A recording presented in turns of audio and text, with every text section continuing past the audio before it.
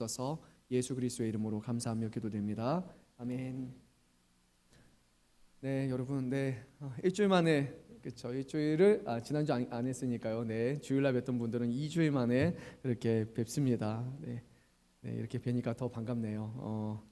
네, 목요일부터 제가 휴가를 다녀왔습니다. 뭐 너무 이렇게 공개적으로 말하기가 뭐해서 아시는 분들은 아시고 교회에서 제가 뭐 이렇게 어디 갔다 옵니다라고 말하기가 좀 뭐해서 그냥 좀 조심스럽게 다녀온 것 같아요. 특히나 이제 주일을 성수하지 않고 이제 간다는 것 자체가 저에게도 상당히 좀 꺼리낌이 있고 불편함이 있지만 그래도 어떻게 하다 보니까 좀 일정이 이번에는 그렇게 다녀오는 것이 더 맞겠다 싶어가지고 저는 개인적으로 조금 더 이제 목사의 자리에서 예배자의 자리로 이렇게 저도 성도로서 하나님을 예배드릴 수 있는 그런 시간을 갖게 되어서 개인적으로는 참 저에게는 뜻깊은 시간이고 또 감사의 시간이었습니다.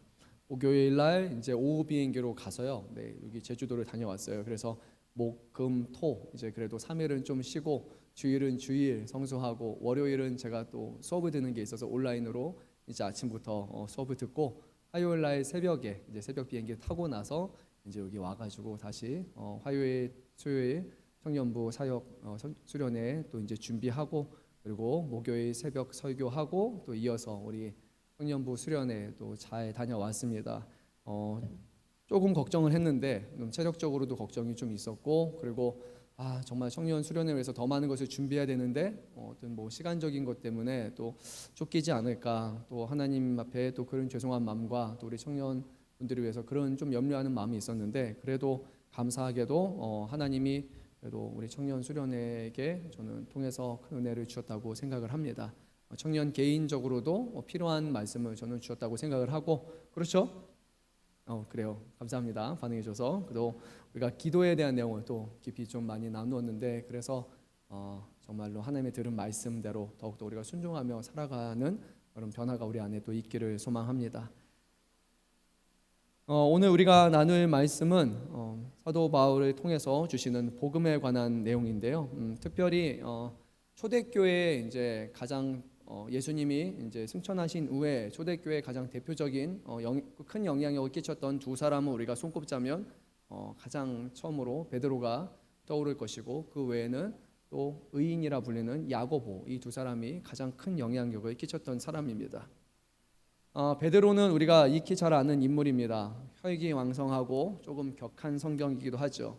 그리고 그는 시수에서 도망가기도 했던 사람이었지만 이후에 성령을 받게 되고 그가 변화되어서 담대하게 유대인들 앞에서 복음을 증거하고 너희들이 십자가에 못 박혀 주신 그를 하나님께서 주가 되게 하셨느니라 라고 고백함으로써 자신의 생명을 돌보지 않고 복음을 바로 전했던 그런 위대한 인물이기도 합니다. 근데 개발하고 해서 완벽한 사람은 아니에요. 그는 또한 실수를 합니다. 즉 예수를 믿고 그가 성령에 힘입어서 사도가 되어서 또 사역을 감당하지만 사람이기 때문에 여전히 부족함이 있고 또 실수를 하게 됩니다. 근데 때로는 그 실수가 조금 치명적인 실수를 그가 범하기도 합니다. 그래서 오늘 사도 바울은 우리가 지난 시간부터 나눴던 말씀처럼 사도 바울이 이제 예루살렘에 있는 야고보와 또 베드로를 만나게 되고 그들과 함께 사도로서 교류를 하게 되고 그들과 친분을 어느 정도 형성을 했지만 그럼에도 불구하고 베드로가 잘못한 일이 있을 때 이 사도 바울은 이것이 복음에 있어서 왜곡됨을 이뤄낼 수 있기 때문에 베드로를 공개적으로 자신이 지탄했던 일을 오늘 거론하고 있습니다. 우리가 생각하면 예수 믿는 사람이기 때문에 사랑이 많아야 된다. 그래서 우리는 모든 일을 다 용납하고 품어야 된다라고 그렇게 우리는 여깁니다. 저는 맞아요. 대부분의 것들은 그렇습니다. 그런데 때로는 우리가 그렇게 해서는 안 되는 일이 있는데 오늘 성경 말씀을 우리가 보게 되면 그것은 다른 것이 아니라 복음을 훼손시키는 일, 그 경우에 있어서는 우리는 타협함이 없어야 됩니다. 우리 사람과의 감정, 사람과의 다툼, 그런 것들은요 덮을 수 있습니다. 그런 것들은 문제되지 않아요. 조금 우리가 견디고 또 참으면 되는 겁니다. 그런데 누군가가 공개적으로 한 일 자체가 복음이 훼손되는 일이 벌어지게 된다면 그 부분에 있어서는 우리는 분명히 잘못됨을 드러내야 하는 것이에요. 그럼 과연 이 베드로가 잘못한 것은 무엇이고 사도 바울은 이것을 많은 사람들 앞에서 공개적으로 그 문제를 거론한 것은 무엇인가? 우리가 한번 그 내용을 조금 살펴보도록 하겠습니다. 어느 날 이제 베드로가 안디옥에 있었는데요. 오늘 말씀을 보게 되면 그가 거기 있는 이방인들과 함께 식사를 하게 됩니다. 하지만 원문을 좀 더 자세히 보게 되면 한 번 식사하는 상황이 아니라 헬라어를 보게 되면 현재형의 지속적인 그리고 반복적인 의미가 있으니까 그곳에 베드로는 이방인들과 자주 교류하면서 계속해서 그들과 식사의 자리를 갖게 됩니다. 근데 이게 우리에게 있어서는 별로 이상하지 않아요. 베드로는 사도고 이방인들이지만 예수님을 믿는 사람이라면 함께 식사에 참여할 수가 있습니다. 그런데 유대인들에게 있어서는 이거는 큰 죄가 됩니다. 왜냐? 이방인들에게는 율법이 없어요. 그러면 율법을 없고 율법을 지키지 않는다면 그 사람은 하나님을 알지 못하고 하나님 앞에 죄인이라고 그렇게 유대인들은 여겼습니다. 근데 베드로가 함께 식사하던 사람들은 바로 유대인의 기준에 따르면 죄인이에요. 율법을 따르지 않는 사람이기 때문이에요. 저 베드로는 이 사람들이 예수 안에서 또 그리스도 안에서 한 형제요 자매가 되었다고 생각을 하고 함께 자주 식탁 교제도 하면서 서로 사랑과 은혜를 나누고 그렇게 시간을 보내고 있었는데 어느 날 갑자기 유대로부터 예루살렘으로부터 야고보 주변에 있던 사람들이 이제 그곳에 오게 됩니다. 이 사람들이 어떤 사람인지 정확하게 우리는 알지 못하지만 단지 그들이 유대인이고 할례를 받은 사람이라는 것을 알 수가 있어요. 근데 이제 베드로가 어떤 행위를 했냐면 유대에서 유대인들 할례자들이 왔다라는 소식을 듣고 나서 함께 식사를 하고 있다가 갑자기 거기서 식사를 멈추고 그들과 거리를 두기 시작을 합니다. 그러니까 그게 보이는 행동은 우리는 이 사람과 식사를 같이 하지 않아요. 우리는 이방인하고 밥 먹은 적이 없습니다라는 것을 갑자기 이들에게 보여주는 거예요. 그러니까 베드로가 그렇게 한 이유는 이 온 할례자들이 두려웠기 때문이에요. 혹여라도 베드로가 이방인들과 함께 식사를 했다 이런 소식이 이제 다시 예루살렘에 전파되게 되고 사람들에게 그것이 이제 들려지게 될 때 베드로는 이방인들과 함께 교류하는 사람, 우리와 함께 할 수 없는 사람, 유대인이 아니야, 그는 죄인이야라는 이런 사람들의 말로 인해서 그가 염려해서 결국 거기서 조금 가식적인 행동을 보이게 됩니다. 근데 문제는 베드로는 리더잖아요. 베드로는 이 초대교회에 가장 손꼽히는 그런 수장이잖아요. 근데 그가 그런 행동을 취했을 때 베드로뿐만이 아니라 베드로 옆에 있던 남은 유대인들도 갑자기 식사를 멈추고 빠지는 거예요. 근데 그뿐만이 아니라 거기 또 그 당시에 바나바라고 알려져 있는 정말 그 마음의 성품이 좋은 사람도 거기서 또 다시 그 일을 버리고 맙니다. 베드로, 유대인들, 바나바 다 동일하게 갑자기 먹던 식사를 그치고 우리는 그들과 모르는 사람인 것처럼 갑자기 행동을 하고 납니다.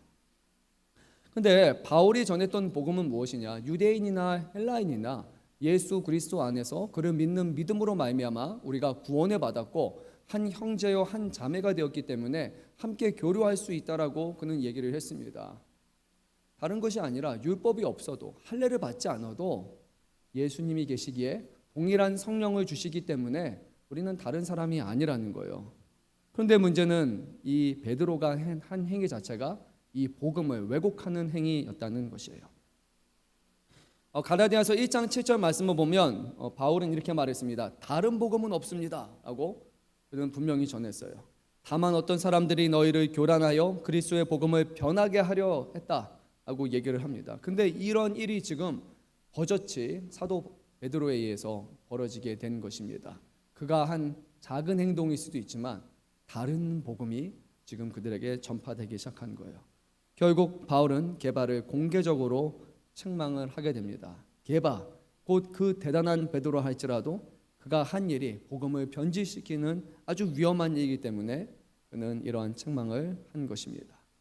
그러니까 바울이 조용히 가서 베드로하고 이 문제를 다룰 수도 있어요. 왜 그때 그랬습니까? 그렇게 한 것 때문에 다른 유대인들도 그랬고 또 다른 바나바에게도 영향을 끼치지 않았습니까? 라고 조용히 시비로 해결할 수도 있었지만 그렇게 하지 않은 이유는 공개적으로 할 때 비로소 다른 사람들도 지금 베드로가 한 행동이 얼마나 위험한 행동이고 그렇게 해서는 안 되는지를 지금 깨닫게 하기 위해서 바울이 자기보다 더 대단해 보이는 베드로 앞에서 이런 행동을 하게 됩니다. 사랑하는 성도 여러분, 우리는요, 우리 믿는 사람들은 화를 내야 될 때와 또 화를 내지 않아야 될 때를 잘 구분해야 돼요. 어떤 일에 대해서 누군가에게 공개적으로 용서를 구해야 될 때와 그것을 조용히 문제를 해결해야 될 때를 잘 구분해야 됩니다. 언제 그러면 우리는 공개적으로 해야 되느냐? 그것은 이것으로 인해서 하나님의 영광이 떨어지게 돼 이것으로 인해서 하나님의 역사가 하나님의 복음이 왜곡되는 일이 발생할 때는 우리는 그 부분에 대해서 명확하게 드러내야 되는 거예요. 하지만 우리가 화내지 않고 우리가 그것을 공개적으로 하지 않아야 될 때가 있어요. 그것은 나에게 기분이 상하는 일이에요. 나 개인적으로 발생하는 문제라면 그것은 내가 기도하고 내가 떠안고 갈 수 있는 거예요. 오히려 하나님의 영광이 가릴 때 우리는 정말로 분노해야 되고 거룩한 분노가 있어야 됩니다. 근데 안타깝게도 우리가 살아가는 현실을 보게 되면 이 일이 반대인 경우가 더 많은 것 같아요. 하나님의 영광, 또 하나님의 복음, 그것이 훼손되고 왜곡되는 일에는 뭐 그럴 수도 있지. 그게 뭐 그렇게까지 별 문제라고 우리는 그렇게 하나님의 말씀과 이런 부분에서는 그냥 다 넘어가요. 좋은 게 좋은 거지 조금 그럴 수도 있어 라고 말합니다. 하지만 그게 실제로는 사람의 영혼을 망가뜨린 일임에도 불구하고 오히려 이 부분을 별것 아닌 것처럼 여기고 나에게 조금 상하게 하고 나에게 기분 나쁘게 하고 그런 일에 대해서는 정말로 사람을 크게 해야 하는 일이라고 생각하고서 그런 일들에 억정을 내고 그거에 대해서는 분노하는 일들이 혹여라도 우리 안에 일어난다면 우리는 무엇을 놓고 분개되는가, 무엇을 놓고 소리를 높여야 되는가, 그렇지 않아야 되는 것에 대해서 믿지 않는 사람들과 동일한 그런 시각을 가지고 살아가는 사람일 수도 있습니다. 정말로 우리가 화를 내야 될 때는 하나님의 영광이 훼손되는 겁니다. 그분의 크신 이름이, 크신 능력이 영광받지 못하는 것을 볼 때 우리는 마음 아파야 되고 분개해야 되는 거예요. 복음이 변질될 때, 믿음이 변질될 때, 소망이 변질될 때 우리는 이것으로 인해서 부르짖어야 되고 이것으로 안타까워야 합니다. 오늘 성경은 우리에게 그렇게 말씀을 합니다. 특별히 우리의 행동이 다른 사람들에게 영향을 끼칠 수 있는 그런 직분을 맡은 사람들이 있습니다. 저 같은 사람, 그리고 우리 리더분들, 중직분들은 이 부분에 있어서 명확해야 됩니다. 잘 분별해야 되고 잘 처신하기 위해서 노력을 해야 됩니다. 완벽할 수는 없고요. 완벽을 추구하는 것은 우리 사람이니까 불가능할 거예요. 하지만 우리가 그것을 분별할 수 있어야 되고 우리가 노력할 수 있어야 돼요. 정말로 하나님을 위해서라면 해야 되는 거예요. 가끔 보다 보면 어떤 분위기에 휩쓸려서 그냥 따라가고 넘어가는 일들이 발생할 수 있어요. 그런데 중직이나 목회자가 그것을 동일하게 휩쓸리게 되면 그 여파는 전혀 다릅니다. 초신자는 할 수 있지만 그런데 중직은 해서는 안 되는 일들이 있어요. 거기서 사람들 앞에서 덕이 되지 않는 것들, 사람들 보기에 이것은 하나님의 영광을 가린 것들이 있다면 중심을 잡아주는 것이 바로 리더의 역할이고 책임 맡은 자의 사명이지 않습니까? 비록 깝깝해 보일 수도 있고 조금 답답해 보이고 사람들이 좀 고지식하다 여겨질 수도 있습니다. 하지만 그것이 하나님과 관련된 일이라면 우리는 거기서 사람들의 관심보다 사람들을 기쁘게 하는 일보다 하나님을 기쁘게 하는 일을 택하는 것, 그것이 바로 우리에게 주시는 사명임을 기억해야 됩니다. 사도 바울은 이것을 정확하게 전했고 그는 그것을 위해서 베드로, 야고보와의 관계가 틀어지는 한이 있다 할지라도 그는 이것을 수호했던 사람입니다. 우리 이어지는 말씀 좀 보도록 하겠습니다. 16절 말씀을 우리 한 목소리로 읽도록 하겠습니다. 사람이 의롭게 되는 것은 율법의 행위로 말미암음이 아니요 오직 예수 그리스도를 믿음으로 말미암은 줄 알므로 우리도 그리스도 예수를 믿나니 이는 우리가 율법의 행위로서가 아니고 그리스도를 믿음으로써 의롭다함을 얻으려 함이라. 율법의 행위로서는 의롭다함을 얻을 육체가 없느니라. 아멘. 15절부터 20절, 21절까지 내어지는 말씀을 보게 되면요, 사도 바울은 그가 확신하는 그 복음이 무엇인지에 대해서 오늘 전하고 있습니다. 제일 먼저 사도 바울은 이렇게 말합니다. 그리고 나와 함께하는 우리는 원래 유대인이에요. 원래 우리는 이방인이 아니라 죄인이 아니라 유대인인 사람들이었습니다. 그런데 우리에게 일어난 놀라운 변화가 하나 있는데 우리가 예전에는 율법을 따라서 율법으로 거룩해지고 율법으로 의롭다함을 얻기 위해서 살았던 사람들인데 우리가 그것을 불가능하다는 것을 깨닫게 됩니다. 율법으로 거룩해지고 의로워질 수 있는 사람은 없어요. 그런데 내가 경험한 것은 무엇이냐? 예수님을 만났는데 예수님께서는 죄인인 나를 하나님의 일을 위해서 사용하시는 사도로 세워주셨다는 거예요. 즉 예수님은 나의 죄, 나의 연약함에도 불구하고 내가 율법에 따라 온전하지 못한다 할지라도 예수님을 믿음으로 말미암아 나는 의로워지는 놀라운 은혜를 받았다는 것이에요. 그래서 오늘 사도 바울은 말합니다. 내가 율법을 아는 사람이고 율법을 따라 살아가는 사람이었지만 나는 율법으로 의로워지는 것이 아니라 나는 예수를 믿고 예수로 인해서 의롭다함을 받는 사람이 되었습니다 하고 이렇게 말합니다. 예수를 믿는 것은 의로움을 포기하는 것이 아니라 예수를 믿는 것은 더 진정한 의로움을 추구하는 것이기에 나는 율법으로 불완전해지는 것이 아니라 율법으로 넘어지는 사람이 아니라 예수로 말미암는 의롭다 칭함을 받는 것, 그것이야말로 내가 진정으로 의로움을 추구하는 길입니다. 이것이 사도 바울이 오늘 전하는 것입니다. 율법은 좋은 거예요. 율법은 하나님이 주신 것이기에 거룩한 것입니다. 하지만 그 율법의 기준에 따라서 하나님을 기쁘시게 할 수 있는 사람은 없는 거예요. 그 안에 담겨 있는 내용들이 우리로 하여금 하나님 앞에 하나도 걸려 넘어지지 않고 의롭다, 의롭다, 의롭다, 완벽하다라고 칭함받을 수 있는 사람이 없기 때문에 그래서 율법으로 구원을 받을 수가 없는 것입니다. 하지만 그 당시에 유대인들은 율법에 따라 의롭다, 율법에 따라서 잘 지키면 내가 구원을 받는 사람이다, 내가 하나님과 가까이 가는 사람이다라고 얘기했었고 사도 바울은 그 어릴 적부터 그가 율법을 배웠지만 불가능하다는 것을 그 누구보다 알았기 때문에 율법으로 안 된다라고 그렇게 말을 합니다. 그런데 유대인의 기준으로 보면 아까 말씀드렸다시피 율법이 없는 것이 죄고 율법을 지키지 않는 사람들은 죄인이에요. 그렇기 때문에 이방인들이 모두 다 죄인입니다. 그러면 그런 기준을 보게 되면 바울에게 어떤 문제가 발생하느냐? 그가 율법을 버리고 예수님을 따랐잖아요. 예수를 믿는 믿음으로 구원을 받는다고 얘기하잖아요. 그러면 거기서는 율법의 필요를 말하지 않고 율법을 떠나서 예수님을 의지하는 행위이기 때문에 유대인들의 기준에는 예수를 믿으면 죄인이 된다라는 거예요. 예수를 믿으면 율법을 떠나서 예수님을 의지하니까 오히려 예수 믿으면 죄인이고 예수 믿으면 죽을 사람들이라는 거예요. 예수 믿으면 이방인이 되는 겁니다. 또 그것을 조금 더 확대해 보면 결국 왜 율법을 버렸는가? 예수를 믿었기 때문에 율법을 버렸어요. 그러면 예수를 믿는 것이 죄를 저지르게 하는 것과 같다라는 그런 논리에 빠지게 되는 거예요. 사도 바울이 말하는 거예요. 어떻게 메시아 되시는 예수를 믿는 것이 죄를 짓게 하는 것입니까? 그는 구세주이시고 그는 우리를 살리시는 분인데 어떻게 예수 믿어서 율법보다 더 완전한 예수님을 믿었더니 내가 죄인이 되었고 내가 죽을 사람이 되었습니다. 그런 것은 불가능한 것입니다. 예수를 믿는 것은 죄인이 되는 것이 아니라 의롭게 되는 것입니다. 여러분 좀 말이 길었는데 논리적으로 이게 이해가 되십니까? 최대한 풀어서 제가 말하려고 했습니다. 그래서 사도 바울이 말하는 복음과 그 당시 유대인들이 말하는 복음은요 전혀 다른 그런 복음이 되는 거예요. 유대인의 기준에 따르면 메시아를 믿어도 율법을 지키지 않으면 의롭다함을 받지 못하게 되고 메시아를 믿어도 천국에 가지 못할 수가 있는 거예요. 하나님 앞에 죄인이라 칭함을 받을 수 있는 거예요. 근데 사도 바울은 불가능하다는 거예요. 메시아는 하나님의 보내신 사람, 하나님의 아들이시며 하나님이시기 때문에 율법을 믿는 것이 다가 아니라 하나님을 믿는 것이 진짜가 아닙니까? 예수를 믿어야 구원을 받는 것이 아닙니까? 지금 이것이야말로 참된 진리인데 당신들이 이것을 왜곡하고 잘못 믿고 있습니다 하고 이렇게 전합니다. 그래서 바울은 이렇게 말합니다. 우리 한번 본문의 18절 말씀을 한 목소리로 읽도록 하겠습니다. 내가 만일에 걸었던 것을 다시 세우면 내가 나를 범법한 자로 만드는 것이니라.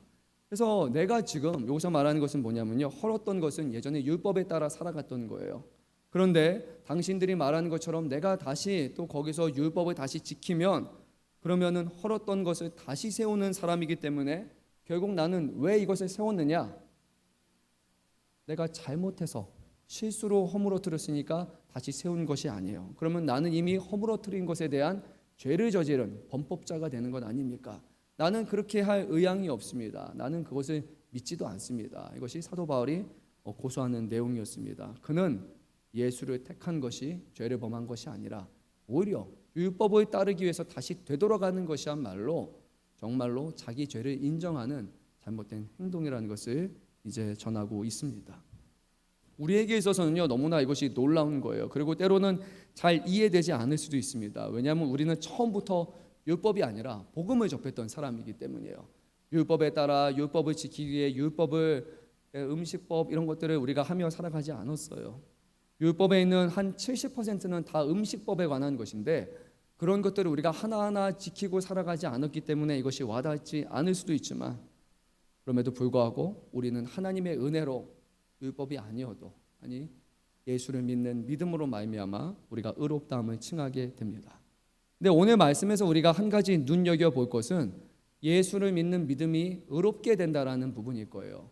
예수를 믿어서 용서함을 받는다라고 오늘 성경은 말씀하지 않고 거기서 조금 더 다른 차원으로서 의롭다함을 받는다라는 것이에요. 제가 아마 성도 여러분께 여러 번 말씀을 드렸겠지만 죄를 용서하고 그래서 죄가 없다라는 것과 의롭게 된다라는 것은 좀 다른 개념입니다. 그렇죠? 죄가 없는 것은 그냥 죄를 저지르지 않는 상태일 뿐이에요. 근데 의롭게 된다는 것은 거기서 적극적으로 하나님이 기뻐하실 만한 일들을 행하며 살아가는 거예요. 잘못하지 않은 것과 잘한 것이 전혀 다른 일인 것처럼 죄에 저지르지 않은 것과 의롭게 되는 것은 전혀 다른 일이에요. 오늘 사도 바울이 말하는 것은 율법에 따라서는 결코 하나님 앞에 잘했다라고 칭찬을 받을 수 없다는 거예요. 아무리 열심히 잘 지켜도 율법의 모든 일들 다 지키려고 노력해도 우리는 하나님 앞에 그래 잘했어라는 칭찬을 받지 못합니다. 근데 놀라운 은혜가 하나 있어요. 예수를 믿게 되면, 예수를 의지하게 되면, 그분을 우리의 주인으로 여기게 되면 그분이 우리 안에 살아계시고 그분이 우리 안에 역사하신다는 것을 믿고 그분이 나를 위해서 죽으셨고 부활하셨고 나의 모든 죄를 대속하시는 구세주라는 것을 믿고 그분을 의지하며 살아간다면 하나님 앞에서 우리는 비록 율법에 따라 온전하지 못하지만 내가 보기에는 의롭다, 죄가 없는 것을 넘어서 의롭다라고 칭함을 받게 됩니다. 그 이유는 한 가지예요. 우리가 이룬 의로움이 아니라 예수 그리스도께서 십자가에서 죽으시기까지 하나님의 말씀에 온전히 순종함으로 하나님 앞에 의롭다함을 이루셨기 때문이에요. 우리는 그분을 믿음으로 말미암아 예수님이 이루신 의가 곧 우리의 의로 여김을 받게 되는 거예요. 우리가 의로워서 된 것이 아니라 예수님이 우리의 죄값을 치르셨고 예수님이 우리를 위해서 그 의로움의 요구를 대신 이뤄주셨기 때문에 우리는 예수를 믿는 믿음으로 말미암아 하나님 앞에 그래 너는 아닐지도 모르지만 내 아들 예수가 너를 위해서 이루었기 때문에 너희는 의로운 사람들이야 라고 칭함을 받게 됩니다. 얼마나 놀라운 은혜입니까? 그래서 우리는 때로는 이해가 되지 않을 수도 있어요. 내가 한 것이 아니라 예수님이 행한 것이기 때문입니다. 다만 우리는 그것을 믿음으로써 그것을 감사함으로써 받고 그분을 날마다 우리의 삶 가운데 모시며 살아가는 것입니다. 19절 말씀 우리 한 목소리로 읽도록 하겠습니다. 내가 율법으로 말미암아 율법에 대하여 죽었나니 이는 하나님에 대하여 살려 함이라. 네, 말이 좀 이상하죠. 율법으로 말미암아 율법에 대해서 죽었다라는 거예요. 아마 이런 의미예요. 사도 바울은 친정한 율법 곧 예수 그리스도로 말미암는 법으로 인해서 문서로 주어진 그 율법에 대해서는 그는 죽은 거예요. 율법의 조항을 지키는 것으로는 불가능하기 때문에 진정한 법 되시는 그리스도를 믿는 그 믿음 안에서 그는 진정한 법을 이루게 되는 것이고 과거의 율법 조문이라 말하는 그것에 대해서는 자기 자신이 죽은 것이 됩니다. 율법에 대해서는 죽었지만 새로운 법으로 인해서 그는 살게 되었고 그는 하나님에 대해서 살기 위해서 하나님께 사는 것이라고 이것을 말합니다. 율법을 아무리 열심히 지켜도 하나님 앞에서 살 수가 없어요. 하지만 예수를 믿는 새로운 법 안에서는 그는 하나님 앞에서 살게 됩니다. 그 이유는 예수가 우리 안에 주인으로 우리를 살리시기 때문입니다. 20절 말씀도 읽도록 하겠습니다. 내가 그리스도와 함께 십자가에 못 박혔나니 그런즉 이제는 내가 사는 것이 아니요 오직 내 안에 그리스도께서 사시는 것이라. 이제 내가 육체 가운데 사는 것은 나를 사랑하사 나를 위하여 자기 자신을 버리신 하나님의 아들을 믿는 믿음 안에서 사는 것이라. 아멘. 우리가 너무나 잘 아는 말씀이고 또 너무나 즐겨하는 그런 말씀입니다. 바울의 못 박힘, 내가 그리스도와 함께 십자가에 못 박혔다라는 고백은 육신으로 못 박혔다는 것은 당연히 아니에요. 그렇죠? 여기서 말하는 못 박힘은 자신의 옛사람의 모습이에요. 율법에 따라 살아가던 모습, 그리고 스스로 의롭다함을 얻기 위해서 살아가던 그 모습은 이제 오히려 주님과 함께 십자가에 못 박혔을 뿐입니다.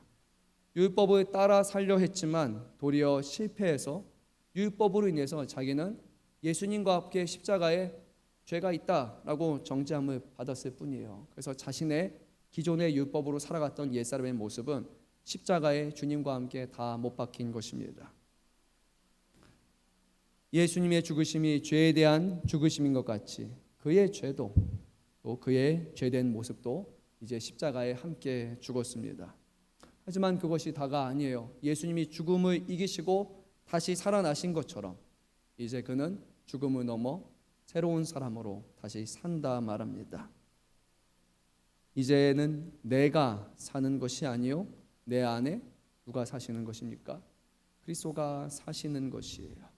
나는 죽었지만, 나는 죄에 대해서 죽었지만, 나는 하나님 앞에서 온전하지 못해서 죽었지만 예수님이 다시 살아나심으로 말미암아 그분이 나와 하나 되고 내 안에 연합되고 내 안에 살아계시기 때문에 나는 죽은 자가 아니라 그리스도로 말미암아 다시 산 자가 된 것이에요. 그런데 만약에 우리가 그리스도와 떠나서 살아가게 된다면, 그분을 믿지 아니하고 그분을 의지하지 않고 그분의 말씀을 쫓아 살아가지 않는다면 우리는 다시 산 사람이 아니에요.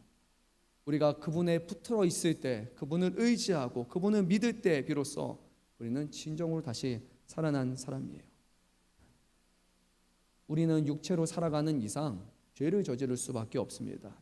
늘 죄악된 생각들과 그런 것들이 머릿속에 막 휘젓게 돼요. 그리고 아주 자그마한 것에도 우리가 막 함부로 행하게 되고 그렇게 좀 불안한 것이 우리의 모습이잖아요.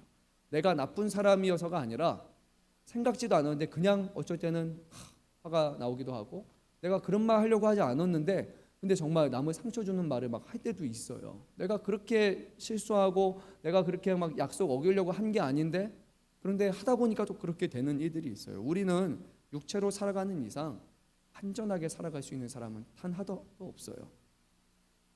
그렇기 때문에 우리가 육체로 우리의 주인 되어 살아가는 것은 날마다 죄를 저지르며 날마다 죽음 가운데 살아가는 것이에요.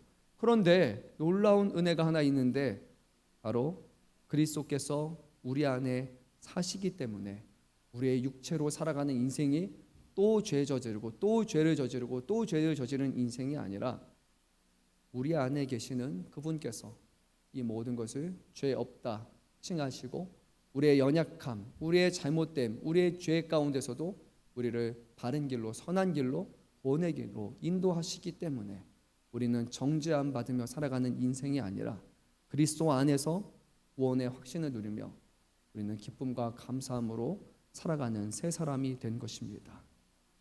내가 육체 가운데 사는 것은 이제 나를 사랑하사 나를 위하여 자기 자신을 버리신 하나님의 아들을 믿는 믿음 안에서 사는 것이라. 아멘. 사도 바울은 고백합니다. 이제 나는 믿습니다. 예수께서 나를 사랑하셨습니다. 나를 위해서 자기를 버리신 분이 계셨는데 그분이 그냥 예수라 불리는 사람이 아니라 정녕 하나님의 아들이심을 나는 믿습니다. 그래서 이제는 내가 그러한 주님과 연합되어 살아가기에 힘씁니다.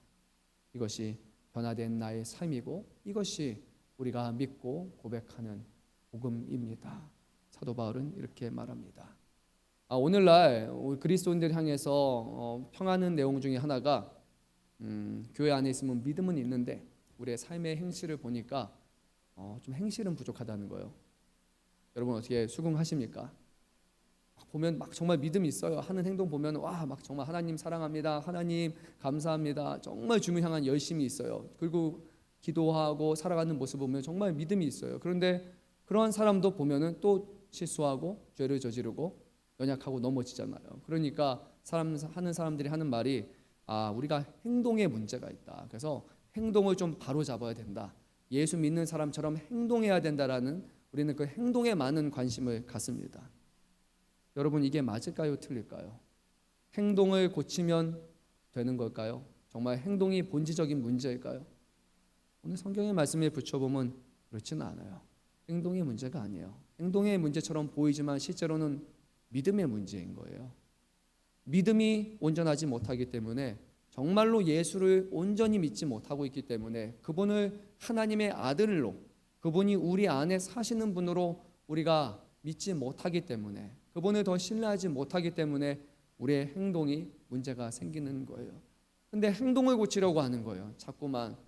그렇지 않습니다. 한 번, 두 번, 세 번 그렇게 하면 안 되지, 그렇게 하면 안 되지, 그렇게 하면 안 되지. 잠깐 괜찮을 수 있어요. 하지만 조금 지나면 다시 원래 모습으로 다 돌아갑니다. 우리의 행동을 고쳐서 되는 문제가 아니기 때문이에요. 진정으로 우리가 삶의 변화가 일어날 수 있는 것은 예수를 우리의 구세주로, 우리의 주인으로, 그분이 우리를 위해서 죽으시고 살아나신 분으로 우리가 그분을 진정으로 믿고 살아갈 때 우리 삶의 변화가 찾아오는 거예요. 예수를 믿으니까, 예수를 사랑하니까, 예수님의 말씀을 가까이 하고 싶어하고, 예수님처럼 살아가기를 원하고, 예수님의 주시는 기쁨과 예수님의 은혜를 갈망하고, 그분이 우리에게 보내신 성령을 사모하고, 그분의 이끌리심 가운데 살아가기를 힘쓰고 노력하게 되는 거예요. 그 안에서 예수님이 우리 안에 함께 하시는 증거로서 우리의 삶에 변화가 찾아오는 것, 그것이야말로 성화, 곧 우리가 거룩함으로 변화되어 가는 거예요. 믿음이 문제인 겁니다. 정말로 주를 믿는 그 믿음인지, 아니면 내가 그래 교회 다니니까 나 예수 믿는 것 같아, 예수님이 죽으셨어, 예수님이 부활하셨어, 하나님의 아들이야 라고 내가 지적으로 동의하는 것을 우리가 믿음이라고 생각한다면 그것은 믿음이 전혀 아니에요. 그거는 아는 거예요. 그거는 동의하는 거예요. 믿음은 그분이 우리의 주인이심을 받아들이는 거예요. 내가 내 주인이 아니라, 내 생명이 내 것이 아니라 나의 모든 것이 주님의 것이라고 수긍하고 받아들이고 순종하는 것이 믿음이에요. 나는 죽은 사람이지만 예수로 말미암아 다시 살아난 사람이라는 것을 믿고 인정하고 그것에 동의하며 그렇게 살아가는 사람이 정말로 믿음이 있는 사람이에요. 우리의 믿음은 자기 확신이 아닙니다. 지적 동의도 아닙니다. 정말로 누가 믿음의 사람인지를 알 수 있는 것은 그가 주님을 사랑하고 그분의 말씀에 순종하는 것을 보면서 자신의 옛사람의 모습과 자신의 혈기조차도 억누르고 변화되어서 정말 주님을 드러내고 주님처럼 닮아가려는 그런 삶에 나타나는 거룩한 성령의 열매를 통해서 우리는 그 사람이 예수를 온전히 믿고 있구나 아니구나 알 수 있는 것입니다. 물론 우리의 믿음이요 업앤다운이 있어요. 엎치락뒤치락 합니다. 정말로 예수님에 잘 붙을 때, 예수님을 잘 끌어안을 때는 그렇죠. 하지만 때로는 좀 우리가 예수님과 소홀해지고 멀어지는 순간 언제 그랬나 다시 옛날의 모습으로 우리가 돌아갈 수 있어요. 굴곡은 있을 수 있어요. 하지만 우리의 삶의 방향이 주님을 향하는 것, 그것이야말로 진정한 믿음입니다. 사랑하는 성도 여러분, 오늘 우리가 구해야 되는 것도 다른 것이 아니에요. 믿음 더욱 주소서. 이 찬양이 바로 우리의 고백이 되어야 됩니다. 주님을 더 온전히 믿기 원합니다. 더 주님과 연합하기를 원합니다. 나는 더 죽고 예수가 내 안에서 더 생명력 있게 사시기를 원합니다. 나는 뒤에서 주님을 쫓아가고 주님이 내 앞서서 나를 이끌어 주시고 나는 그분을 바라보며 그분을 쫓아가는 사람이 되기를 원합니다. 그것이 우리가 구해야 하는 믿음인 줄로 믿습니다. 우리 끝으로 21절 말씀 읽도록 하겠습니다.